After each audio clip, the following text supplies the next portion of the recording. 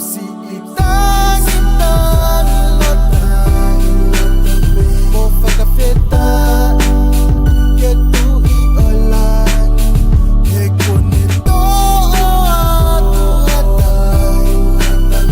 mo ene ofa me falalagiay lewa ka pongi sapate fakafetai ke kiko ngahi mea ko mauna aku ho ngahi patulu tu yolo tu e fama loko hata mai moha fae na ki mau tolu meia ke vale ka faka foki fa ko tatanya telefoni ko fae ko aluno si onolo i mata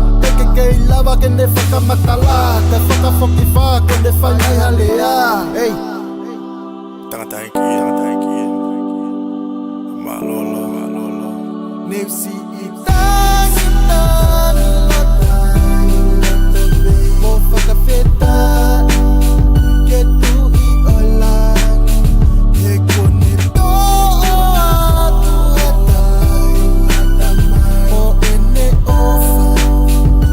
me falalagiay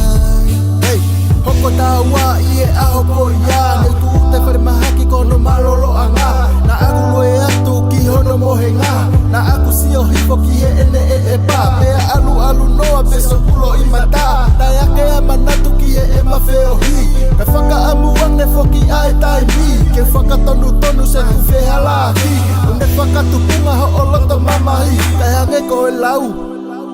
ko tai kane ka ko tomu